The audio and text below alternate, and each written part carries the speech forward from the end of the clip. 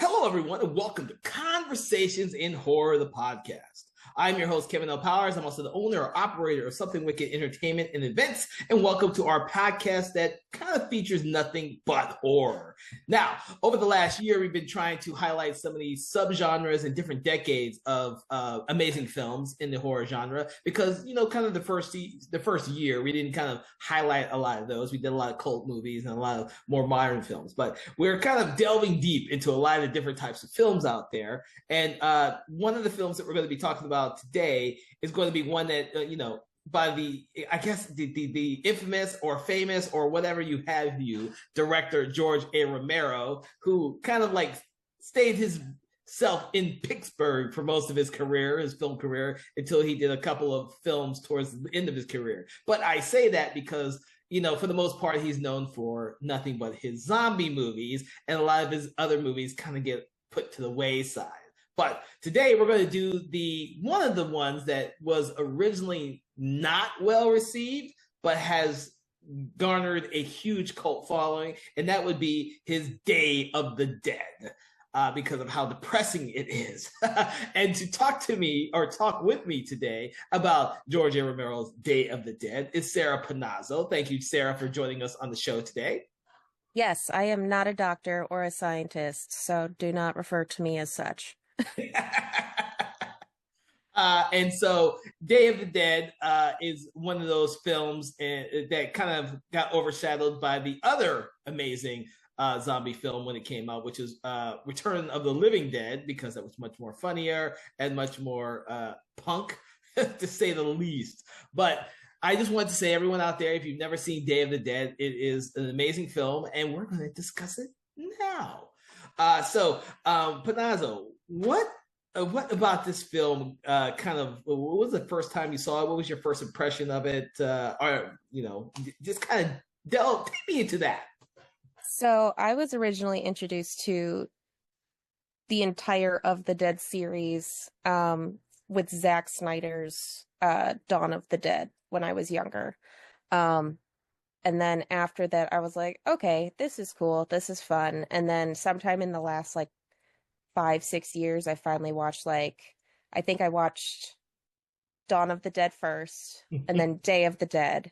And then I watched this one in the last year, and I don't think I've seen the rest of them. And I know I need to get through the rest of them.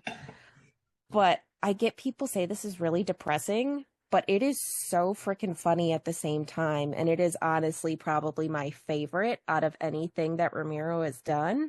I know it's his favorite movie. I know it's one of Savini's favorites, but I think it's so brilliant. Like I said, there's a lot of comedy. There's a lot of philosophy in it. And it's just, the gore is great, the effects are great, the story is great. I mean, Bub is great. He is one of the best zombies ever. I just really love this movie now. So I didn't see the movie when it originally came out. I was kind of but I did see a few years after it came out. I think I was part of that generation who saw Return of the Living Dead because it was funny.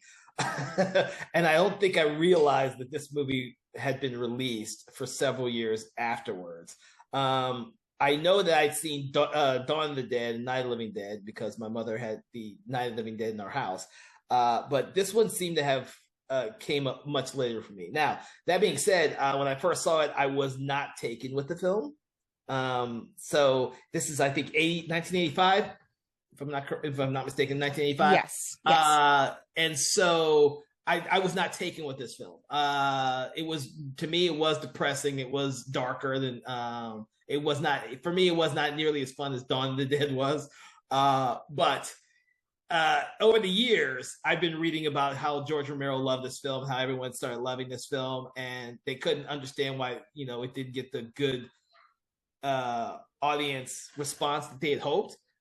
But then after you've watched it several times over the last couple decades, it kind of grew on me, and it's now become next to the original my favorite of the film of Dead films, because it's so much.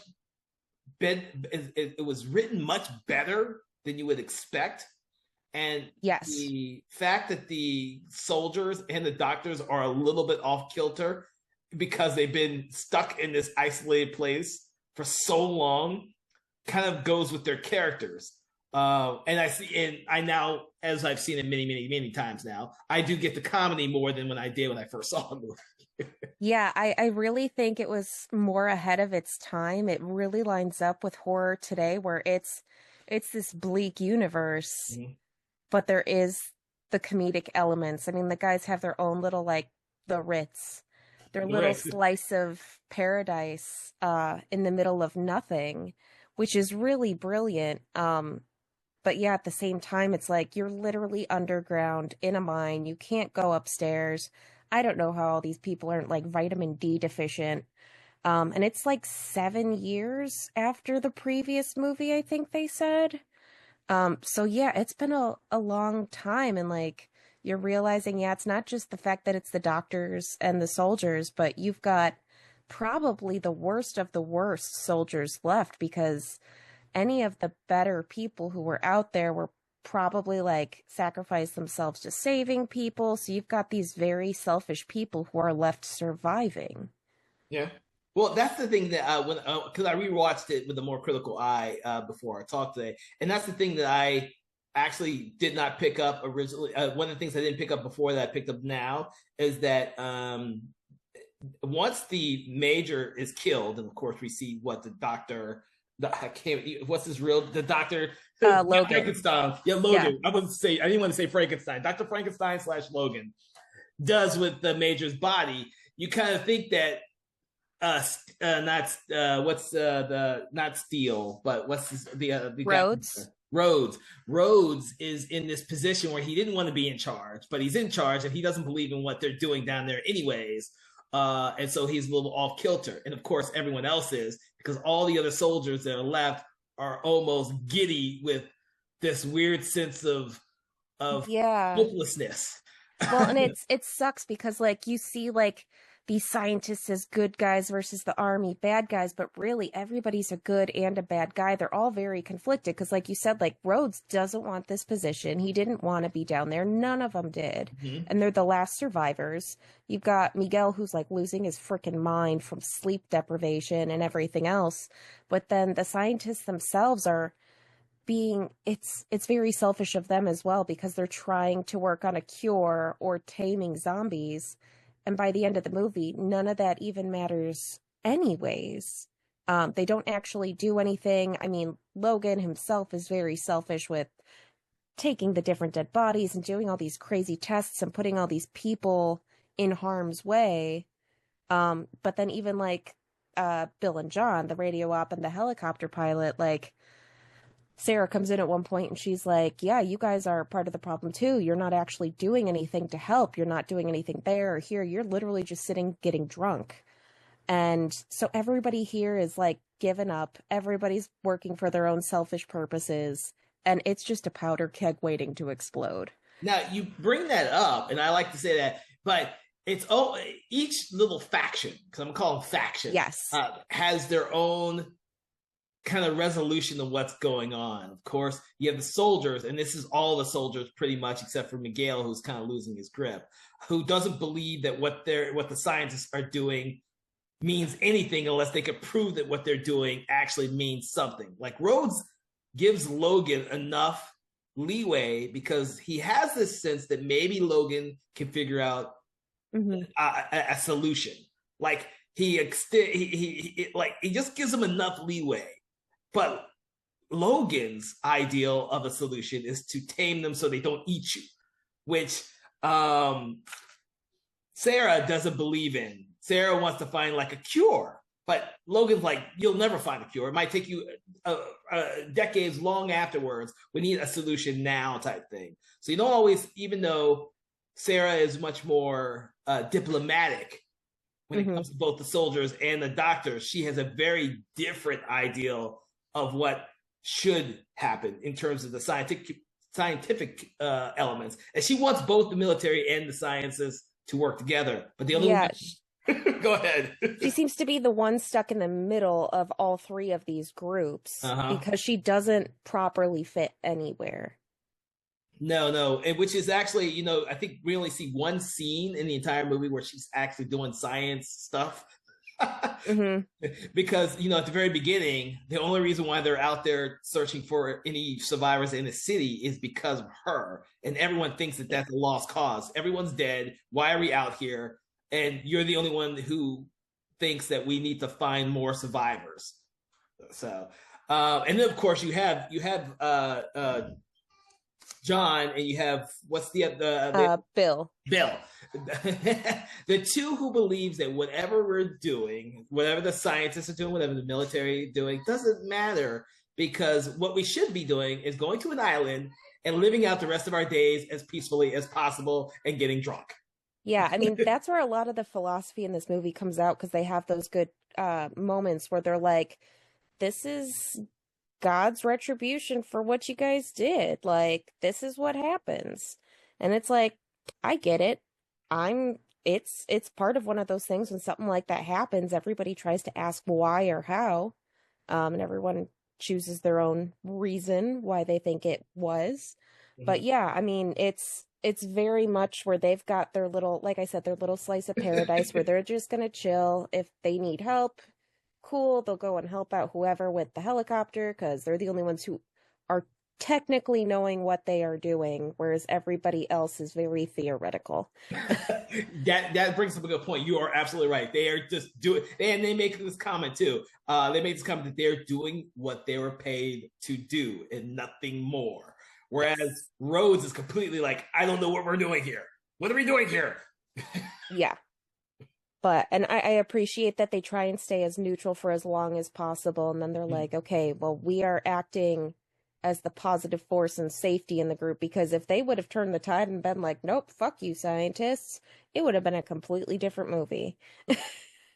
Yeah. So, and the thing is that with this, and you mentioned the whole powder keg atmosphere, the entire thing, and Romero loves doing that, because it yes. kind of centered, it kind of came into fruition first with Night of the Living Dead, throwing these bunch of random people together who can't seem to work together, and then of course they all die, and then of course it happens again in Dawn of the Dead, mm-hmm. Where another group of people who don't know what their plan is, and they don't actually all agree with one another. We all see how that ends up. This one, which was originally designed to be like, I guess the cap for his trilogy, yes. Despite the fact that I know that the original plan was to make a much bigger film. But yeah, he referred to it as the Gone with the Wind of zombie films. That's not what exactly happened, of course, because he got his budget cut, and I think, if I'm not, and I'm, tell me if I'm wrong on this, but I do believe that part of the reason was also because he wanted to go out with this film with a non-rated version, and so he cut a lot of stuff in order to be able to do that as well. Yes. Okay, that's why I could have sworn I remember. Yeah, I think it was like the budget was cut in half, and then with the whole rating system, I know he went from, there were like 5 scripts, and nobody has seen the original more than 200-page script, but it was basically dumbed down and drastically changed to only be like 88 pages. Yeah. I mean, we got a brilliant film afterwards. Oh, yeah. I mean, it's genius. It's so well done. So one of the other things I like to comment on are the actors themselves. There might be some times when some almost seem caricature like Steele. Yes. But the thing about Steele is that moment where he was supposed to shoot Sarah and he didn't. You kind of think that he realizes what a stupid situation they're in, but he's not completely crazy. Yeah. He hasn't completely lost it yet, and he is very he cares about his guys, as you can mm-hmm. see later on when some of them start getting bitten. He puts them out of their misery so they don't have to suffer, and he really is there for his guys. He is worried about his team. Mm-hmm. Yeah. So before we go a little bit in more detail on the film, I do want to tell everyone out there kind of the general gist of the plot. So if you haven't seen Day of the Dead, it generally has a fact. This is years after the original outbreak, and both scientists and a group of military personnel who were designed to protect the scientists have used a military bunker to try and figure out a solution to the zombie problem. Unfortunately, after so many years of being isolated and not being able to find any other person or contact any other person, they've gone a little bit cabin feverish. And so after their major is killed or dies, Rhodes is taken over the military complex or the military aspects, but he also doesn't want to. He wants to help the scientists reluctantly, but he also doesn't know why they're still there. He doesn't know why they just don't leave this fucking place behind, or anything like that. But he still has this one little sense that there is a purpose. He just needs to be given the reason why there's a purpose, which leads to conflict between the scientists, the military people, and not so much with John and Bill, because they kind of stay off to themselves. Yeah, I mean, plus there's the whole thing where they've got the corral of zombies with them underground, which are constantly putting his guys at risk. Mm-hmm. And the fact that his guys are being used as protection for these scientists. So he is very upset that his guys are the ones who keep dying, trying to protect what may or may not actually solve anything. Yeah, Rhodes makes a very good comment that 5 of his men have died, whereas only 1 of the scientists have died. He doesn't know why his men needs to keep dying for these scientists and whatever the hell they're doing. He needs proof. Unfortunately, the scientists all have a different idea of what the solution to this problem is, which creates the conflict in the film. And after some very interesting conflicts, and of course Miguel, who is going a little bit crazy, inadvertently causes some accidents and some people that actually get killed. Things start to fall apart. And then, yes. Yeah. And then, of course, Rhodes discovers the truth behind Dr. Logan / Dr. Frankenstein's experiments with the undead, and the famous Bubba the zombie, who in this film is the first sign of any zombie in any of the Romero films at first, who has a sense of humanity to him. This is the new element to the films that has never been explored in the previous 2 films, but does be explored later. Yeah, because it's not intelligence Mm-hmm. that it shows. It really is humanity, and his progression through the movie is one of the best stories I think I've ever seen from a zombie movie. Mm-hmm. Yeah, I will agree with that. Of course, Romero expands on that a little bit in Land of the Dead. Did you see Land of the Dead? Nope. Oh, okay. So you definitely need to see Land of the Dead, because that element is what is really at the heart of Land of the Dead. Mm-hmm. So if for those who have not seen Land of the Dead, essentially, one of the more intelligent zombies gets pissed off that humans are now just using them as cannon fodder, and then he raises a bunch of other zombies to go against this huge rich people's fortress, to enact vengeance upon the humans who are still alive. And that's kind of like the gist of the Land of the Dead, which makes for a very interesting sequel to this film, which is way in the future after this one. But for this film, because of these elements, and the thing about Romero is, for this one, he actually tones down a lot of the gore until the 3rd act. Yes, 100%. Yeah. Whereas with Dawn of the Dead, it's kind of like throughout the entire film. Yeah, I mean, you get some really good prosthetic and prop work from Savini earlier out through the movie, mm-hmm. because you show all of these different tests that they've been doing on the zombies. So you've got these solid heads with moving eyes that are slightly moving, and yeah, it's little weird, I want to say almost more like the science body horror aspect, because you see that these things are still alive. But yeah, they're focusing more on the human fighting than the zombie fighting at that point. Mm-hmm. Yeah. Which is one of the reasons why I love these films. I've loved these films for probably longer than a very long time. Which is why I've kind of held off talking about them for the podcast.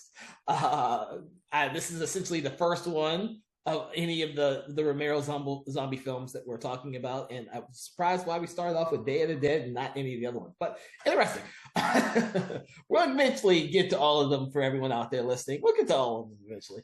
But why not start off with the one that is actually the most well, originally was the most diverse of one, but now has garnered a huge cult following, and I think that's because of not only the strong script, but also the actual execution and the cast and all that. And of course, the memorable characters like Bub and Rhodes, for that matter. Yeah, I mean, Savini even got his second Saturn Award for Best Makeup with this. And like I was watching his stuff on Letterman where he actually brought everything out to show off some of the moving heads and everything else and how it works and some of his other special effects tricks for this, and it's still just genius. Like you go from what is it? Friday the 13th to this, and you see what this guy can do that makes this movie work so well. Yeah. Because the prosthetics are great, the gore is great. I mean, there's animatronic heads and puppet heads for like, there's an entire scene where a guy's head is being ripped off and as his vocal cords stretch, the pitch changes. It's just genius. Well, now that you've gotten into some of that, there is a lot of head ripping in this movie. Yes. So that's very interesting, especially at the end. So if you've seen the film, you'll realize that Romero and Savini love taking people's heads off in this movie. Yes. Which is to say that maybe everyone deserved that punishment, or especially the soldiers deserved that punishment. Only Steele is the only one that gets out without being phased like that. Which is always if I'm not mistaken, he's the only one who actually commits suicide before. I believe so, because almost all of his other guys die or get bitten, so they get killed by one of their others. You've got the handful who survive, and then you've got the whole Rhodes scene, which is probably one of my favorite. I mean, anytime Bub and Rhodes interact is just genius. And I just absolutely love it. I mean, you see Bub dealing with Logan where he's just constantly training and learning new things. You've got the whole like razor face scene where he's trying to shave and he sees his reflection. Then he's like attempting to read a book and he's listening to music and everything else. And he becomes very human, like we said earlier. And Logan is treating him like training a child. It is his child that he has been training, and Logan and Bub create this connection that then when Rhodes comes in, you see the contention against Logan and Rhodes, and Bub picks up on it almost immediately. And he does the whole thing where he's like saluting Rhodes because he recognizes that salute. There's the whole scene with the gun where they empty it and he tries to shoot Rhodes, which comes in much later in the movie, which I love. But yeah, you just see this development between Bub and Rhodes just because of Rhodes and Logan's connection. And then near the end where Rhodes kills Logan because he finds out everything that he's been doing, and Bub like sees Logan dead, he gets that human look on his face where he is feeling mourning because he knows he is dead. And that's when he decides to go after Rhodes. And it's a zombie who, I don't want to say is thinking, but yeah, he's more humanistic. He has a plan versus just mindless destruction. Yeah. So it ends up being a very interesting mini plot in this much greater movie. And the thing is with Bub, I think like when you see him find Logan on the ground, he has a little mini like burst of anger, and then you almost see like he's going out after Rhodes, which makes when he finally finds Rhodes much more satisfying. Yeah.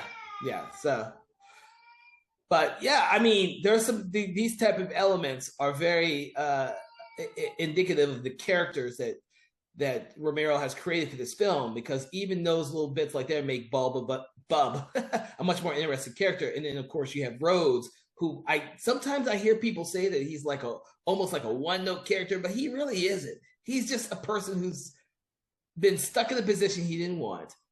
He has to prove that he is in power. Like that whole scene where he tell at the very beginning where he tells everyone they need to be there for that dinner, and Dr. Frankenstein Logan is the only one not there, and he's trying to say that he doesn't know what the hell they're all doing there, and that he needs proof, or he's gonna shut it all down. Yeah, and I mean where he like threatens to kill almost all of them at that dinner too, because he's like slowly losing his mind, as anybody else would. I mean, you see Miguel has completely lost it. It's not far-fetched to see anybody else who would have.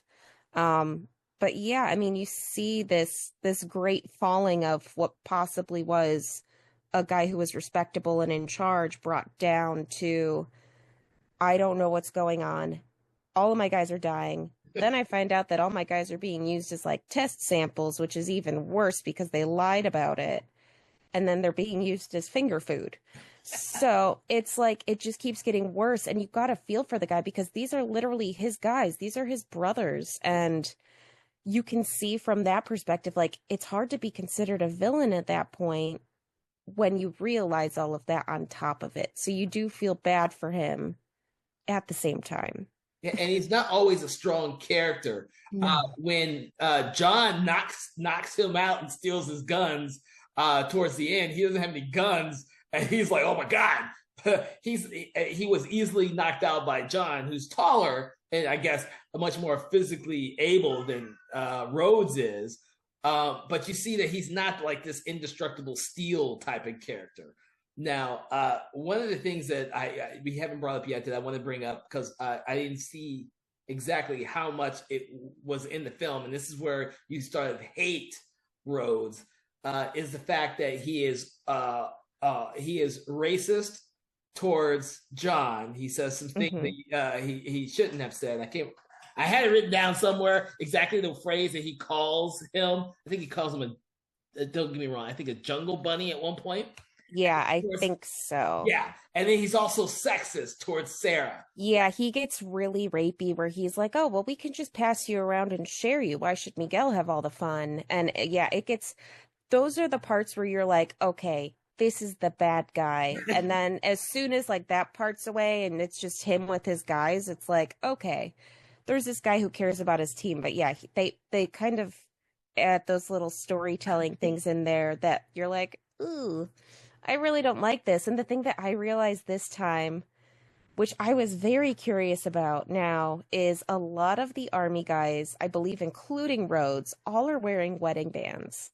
So I want to know what happened with that, because I think Steele is wearing like a class ring, but almost everybody else is wearing wedding bands. And I'm like, okay, so these people are missing their families. They haven't heard from anybody and they're stuck here, let alone like 11 guys and one chick all stuck in a bunker. Like, it's gonna get weird. But yeah, it's one of those hard points of humanity that like is there in subtext, but they don't expand on too much. No. It's kind of like the only scientist who seems level-headed is Taylor. I wish I could remember the actor's name, but he's also in Martin as the main, which I absolutely love the actor in. But he always, the look from where he is in Martin and this one always takes me, because he's got the whole full facial hair on in this movie, and it always just makes me laugh, because I'm so used to seeing him as, you know, the clean cut little young kid in Martin, so to speak. But he's the only scientist who has a level head. Like, yeah, he's very neutral. Just like Bill is for the most part neutral, where he's just like drinking. He's like, cool, you guys need something done, I'm here, but otherwise I'm gonna be drinking over there in our mini pool. Which I respect, because I think any of us would be doing the same. Yes, I think we've all, at this point in time, during a zombie apocalypse, if we're still alive, we'll probably be chilling, drinking until there is no more drink left. He also makes comment of, and he makes comment to the soldiers, or it might actually be Rhodes, where he says that I'll be fucking drunk until there's not any alcohol left. And of course, you have that funny scene when they're in the underground tunnels. Yeah, and the mine itself. Where he runs out. And And that's he's like, fuck it, I guess today's the day. And he just starts going ape shit on these zombies. And it is great. it is great, and that's I found that really funny rewatching it because I kind of don't think a lot of for me it's when you rewatch it you some of these moments get funnier. Yes. But for me, that scene right there, he gets really like, oh shit, my drink's gone. And he just grabs a shovel and he starts railing on these zombies as they're getting through the tunnels. I was like, oh shit. I mean, anything with those two guys is funny. I mean, their little like trailer park home is great. They've got like a little hat rack where they put their helmets with the flashlights on it. They've got the tiki lights and they've like completely barricaded themselves in so it doesn't look as dark and depressing. And just their comments and everything is just fucking great. Their fighting and everything is great. They're just really great characters who are there to assist. Yeah, yeah. So, what was I about to say? I completely forgot what I was going to comment on. So speaking of great characters, you've also got some of the soldiers who they're not really great characters. They're just kind of there. But you've got two in particular who are the best people on this movie because you've got Torres, who is Stavrakis, who is the main stunt coordinator, and he does a bunch of the stunts in the movie. He is known for doing stunts and a bunch of other stuff. And then you've got the introduction of Greg Nicotero as Johnson, and this is the first movie he did special effects with. I didn't know that. Yeah, so this was his first big movie, and like his first time really working with Savini as his assistant. And as we can see, it's exploded from there. Yeah. I mean, Bub even made it onto The Walking Dead in a single episode. But yeah, I mean, he learned a lot on here. This is where he met his partner in his current company. I can't remember what the guy's name is. It's written down on here somewhere. But yeah, this was basically the start of their special effects company. So you see this little cameo and then he dies and then all of a sudden he's got special effects galore. One of the main working heads is of his head. So it's genius. I love when you get to have any of the creative people behind the story in the movie. I mean, Romero even comes out as a zombie at one point. So it's fun. Well, it's a lower budget film, and anyone who's been following or watched a lot of Romero's earlier films will realize that Tom Savini starred in a lot of his earlier films as well. I mean, most of these people in this movie are recurring through all of his work. Even all of the little side actors, they're all in everything. That's what happens when you have a little company in Pittsburgh putting on these movies. Yeah. If you know anything about the history of Philadelphia filmmaking, they did more than just Romero's films. There's a bunch of other productions that were done in Philadelphia, which they kind of went off to too. There's a documentary called After Effects that has to deal with the movie, that movie, but also you see all of these great Philadelphia filmmakers and special effects artists in that particular movie in Philadelphia as well. So it's a close-knit group. They like to be in each other's films, help each other out. That kind of disappears later in some of Romero's other films when he's doing them in Canada for a while, or Toronto, I believe, is where some of the other ones were done. Well, and some of these guys got so famous, like it's hard to keep up. I mean, like Savini, I'm always surprised because Savini's such a well-known name, and I keep thinking he's done everything. And then as soon as I like IMDb or Wikipedia him, I'm like, oh, he actually didn't do that much comparatively. But I feel like he did have his finger in like every pot, whereas like Greg Nicotero has like every single credit imaginable. But yeah, a lot of these people like just kept rising after working with Romero, which is really respectable. I mean, to the point that Savini ended up directing Which was it? The Night of the Living Dead Night of the Living remake. Dead. Yeah. Um, so yeah, and I know he's now working with Romero's daughter to help make some side projects that are based on his work, I believe. I can't remember if one of those side projects was Twilight of the Dead or not. No, I know he's part of Twilight of the Dead, but his daughter isn't on Twilight of the Dead. She was doing something else. But yeah, Twilight and the Dead is still in the works as of November. So, you know, I'm interested looking forward to that. Yeah. So one of the things I want to, this is a very odd trilogy of films because they're not interconnected whatsoever. And to be honest with you, there's not really any type of character or story element or anything that connects them other than the fact that when Romero was doing these, they were produced one in each different decade, and there was supposed to be, that was the theme that revolved around them.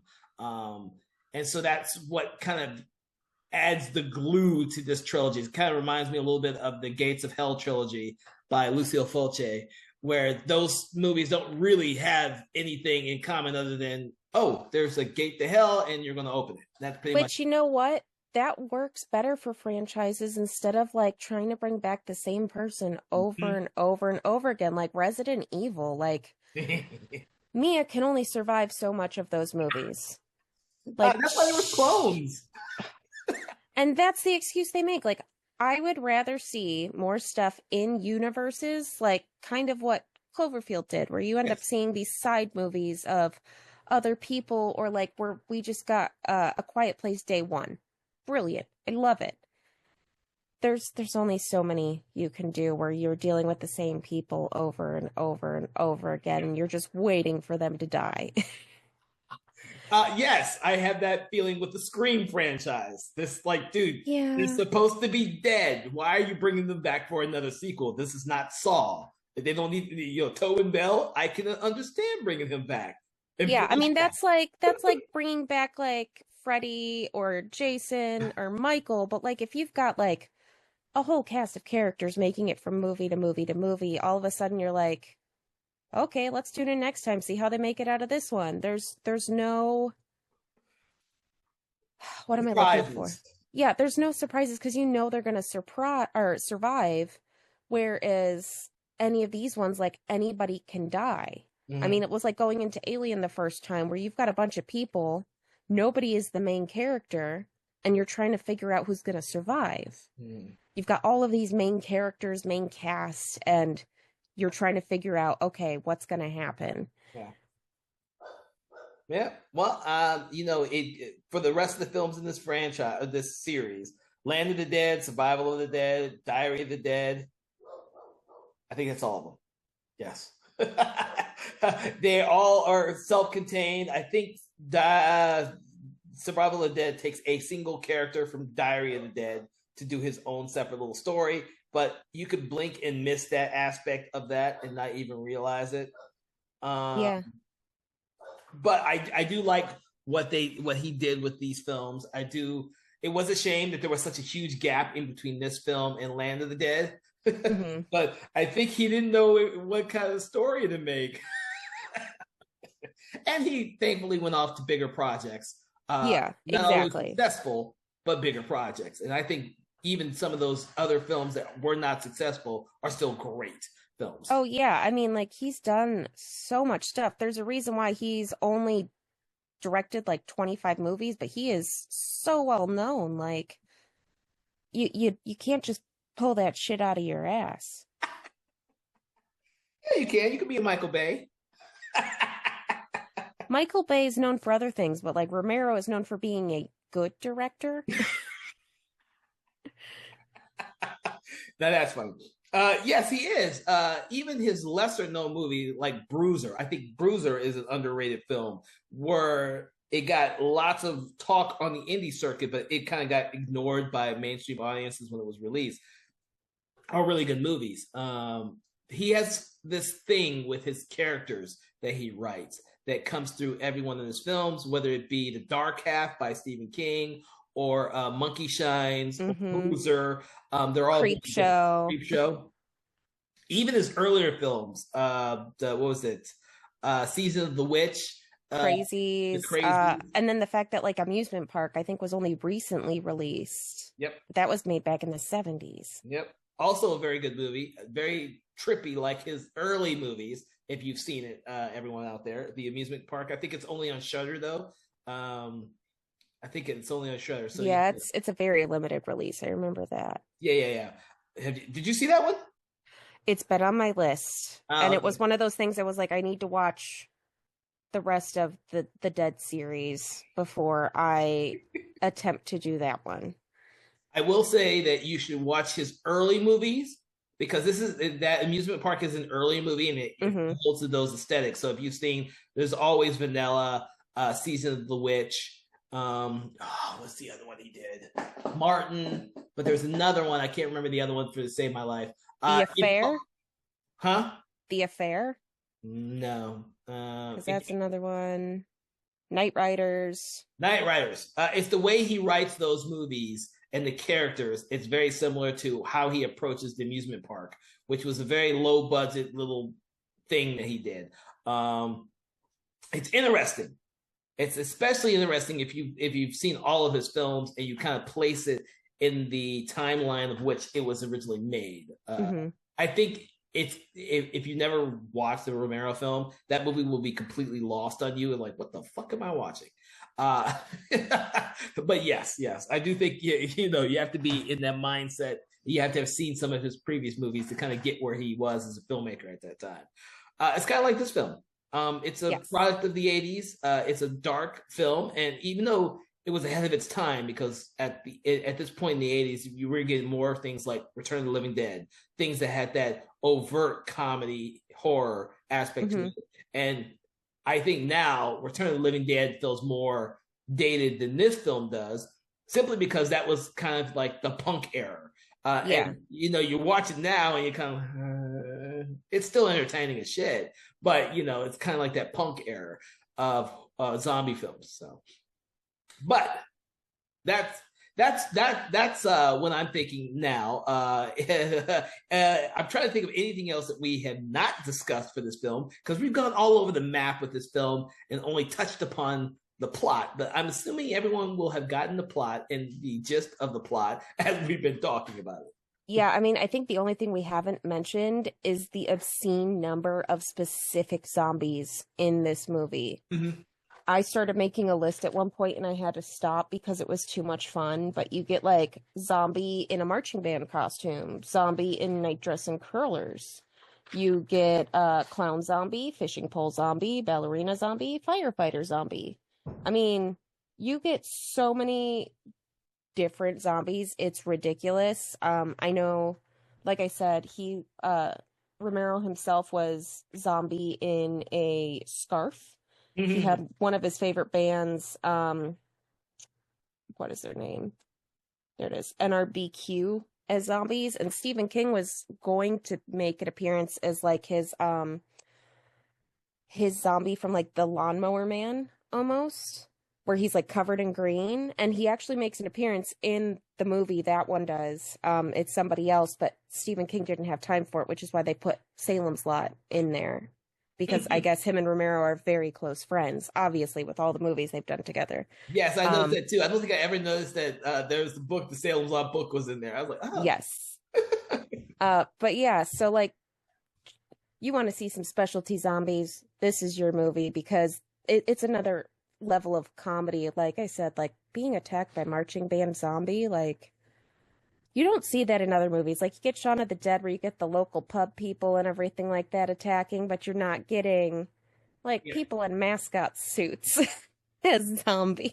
And I think that's one of the great things about all of his films. Even when you're watching Land of the Dead and Survival of the Dead and Diary of the Dead, there are these, I guess, zombies in the film. This film opens with an image of Dr. Tongue. I don't know why they ever call him Dr. Tongue, but other than the fact all you see is his tongue. But Dr. Tongue, who's iconic enough that there are action figures and everything of this zombie, just like there are a Bub. Yes. I know because I have some of them. But it's that thing that when you're watching these, and there's a lot in Land of the Dead. because so many of the featured zombies are characters that follow the main zombie in that film, that there are a lot more of them in that movie.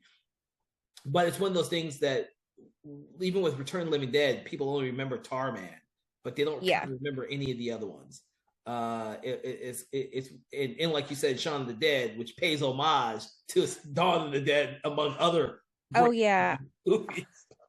Which is fantastic, but yeah, like you don't really see any more like specific zombies like this until you're in like uh what is it called? Zombieland, where you've got the theme park zombies, and so they're all in their costumes, or you get like the rules at the beginning where they've got the girls at the princess party and they're all dressed up and everything like that. Like you don't get very specific zombies. Everybody's always in like boring regular clothes, or they're just completely destroyed. But you got to think about like there might have been a plane full of people who got turned into zombies at one point. I mean, I'd love to see a mascot zombie just like go ham on people like Mascot Olympics was going on or something, or football team zombies. I mean, Well, I think the only thing that does that properly in this day and age was The Walking Dead. The Walking Dead loves to have their featured type zombies. yes, which literally comes from the people who made this movie. So. Exactly. That's why I wanted to mention that. Like, they probably learned that from working on Romero's films, and say we had to have featured zombies like him in all of our main episodes. Well, and it makes it more fun because especially on a show like that where you're just like, okay, zombie, zombie, zombie, mix and match the pieces, and then it's like, you know what we're gonna have today? Train conductor zombie.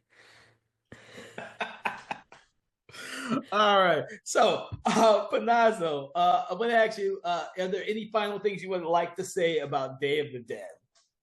If you want to see exquisite special effects and prosthetics and makeup and everything, this is probably one of the best movies you could ever watch because it is so well done. Mm-hmm.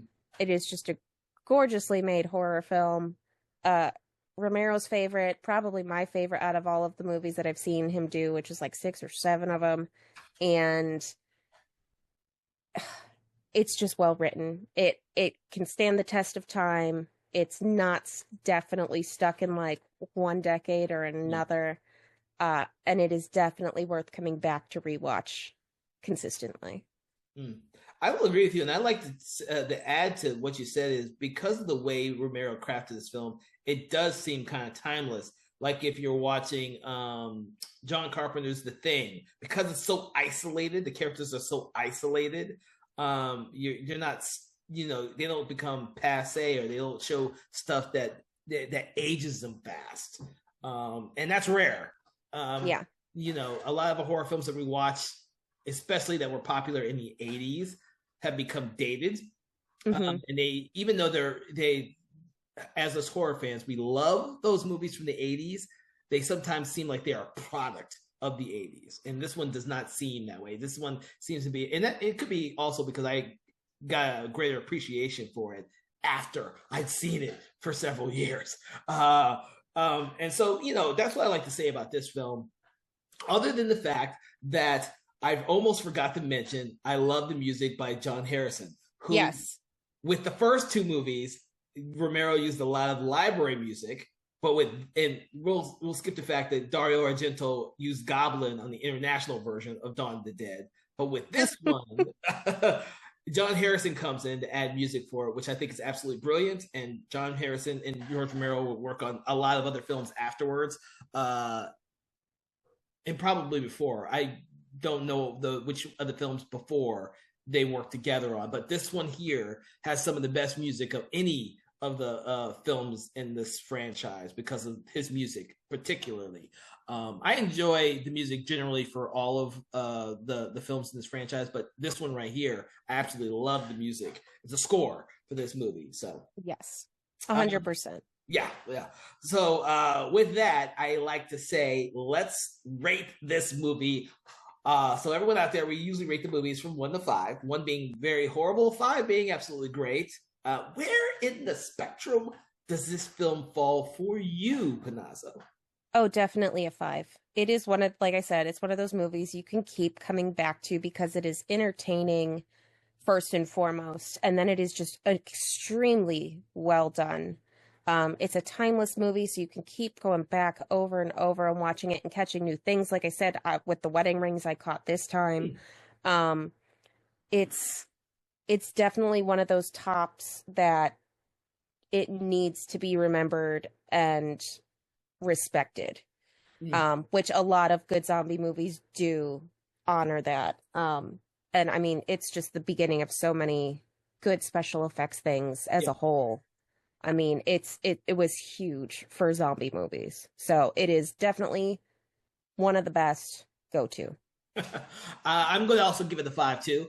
It is still as good now, if not better than when I first. Well, actually, it's absolutely better than when I first saw it because I did not put it at the pedestal I do now. I always put Dawn of the Dead as my favorite for the longest time, and then I had to reevaluate this one after reading all the different articles on the film, and then now this is my favorite of the whole thing. Now, of course, that being said, I do suggest that if you've never seen this movie, you should definitely check it out.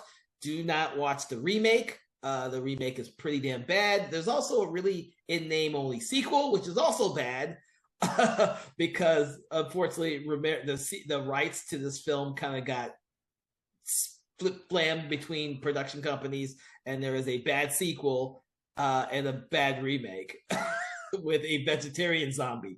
The less said about that, the better. Only Romero makes Romero movies. Don't even start. Exactly. And if you have never watched any of the Dead films, you should definitely check them all out. You can watch them in any order, surprisingly. It does not really matter. To be honest with you, I didn't watch them in order. Well, until the last 3, of course. But I didn't really watch them in order, so it doesn't really matter. And with that, I want to thank you, Panazzo, for joining us on this conversation in horror and talking about George Romero's Day of the Dead. We will be touching on more of Romero's films later in the year, so I hope that you will join us for those, or make sure that you like, follow, subscribe to this podcast on your favorite podcast app, Spotify, YouTube, or wherever you listen to the greater good of podcasts. Make sure to check out our sister podcast, Conversations in 4Color, which is on our Patreon page, and it delves deep into comic books, graphic novels, and manga. With that, I want to thank you for joining us for Conversations in Horror. Make sure to check out some of our previous episodes as well, because you never know what you're going to find. And we are doing this for you, the great horror fans out there who love to be scared. So with that, thank you so much for joining us, and have a pleasant day. Conversations in Horror is a Broken Lighthouse Pictures production, written, produced, and directed by Kevin L. Powers, executive producer Kelly A. Inoka. All contents and material from this episode of Conversations in Horror is copyright 2025 Broken Lighthouse Pictures.